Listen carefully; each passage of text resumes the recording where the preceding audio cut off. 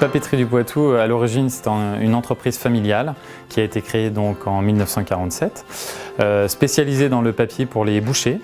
Et puis très vite, dans les années 70, la famille dirigeante de l'époque prend le tournant de l'emballage cadeau. Et aujourd'hui, c'est donc le cœur de métier de l'entreprise, la fabrication d'emballages cadeaux. Et nous sommes donc 3 co-dirigeants à la tête de cette entreprise que nous avons repris en 2008. Nous sommes leaders français dans la fabrication d'emballages et challenger sur le plan européen, on occupe la 3e place. L'entreprise, depuis 2008, donc depuis la reprise, a opéré plusieurs chantiers sur un plan économique qui lui permettent aujourd'hui d'avoir cette croissance de plus de 10% du chiffre d'affaires par rapport aux 2 années qui viennent de s'écouler. Donc les différents chantiers, ça a été l'élargissement de la gamme de produits, c'est-à-dire fabriquer des produits qu'on ne fabriquait pas jusqu'à aujourd'hui, donc savoir en maîtriser le process industriel. C'est aussi privilégier le service au client. Donc toutes les références à aujourd'hui suivies dans la collection sont stockées et permettent des livraisons sous 24-48 heures sur toute la France. Les chantiers prioritaires sur un plan économique ont été également les marchés d'export, donc de nouvelles ressources ont été dédiées pour ces marchés-là.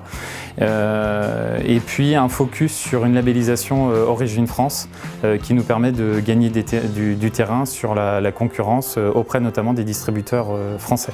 L'entreprise, évidemment, pour son fonctionnement, mise avant tout sur les hommes. Donc par rapport à ça, on accompagne chaque salarié de l'entreprise. Chaque année, chaque individu peut faire ses demandes de formation, émettre ses besoins, en fait, ses vœux de formation. Et ensuite, on traite les besoins en fonction de l'enveloppe budgétaire que l'on a définie. On s'attache également au poste de travail de chaque salarié, savoir de quelle manière on peut améliorer les conditions de travail au quotidien dans l'entreprise.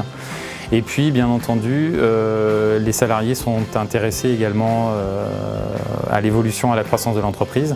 Donc, on reverse chaque année des primes d'intéressement, des primes de participation. Donc l'entreprise s'inscrit de manière systématique dans une démarche éco-responsable.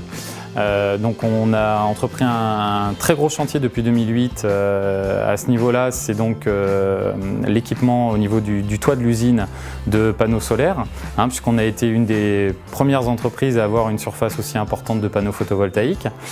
Ensuite, au niveau du sourcing, on est soucieux également des matières premières que l'on achète et de leur traçabilité. Chaque support aujourd'hui que l'on imprime est labellisé, donc ça veut dire que sa fabrication provient de forêts gérées. On est très attaché à cette démarche en termes d'éco-responsabilité. Et puis parmi les grandes tendances que l'on suit, les grandes orientations, c'est donc la gestion des déchets et les encres à l'eau, puisqu'on est aujourd'hui 100% encre à eau au niveau de nos impressions. Sur le plan sociétal, l'entreprise a à cœur de participer à la réinsertion des travailleurs. Donc on a une activité aussi très saisonnière en fin d'année sur l'assemblage de kits d'emballage. Et pour la réalisation de ces kits, on fait appel donc soit aux ESAT, que l'on intègre directement dans l'usine, donc des travailleurs en situation de handicap, soit au personnel de prison. Et là, on travaille majoritairement avec le centre de Vivonne.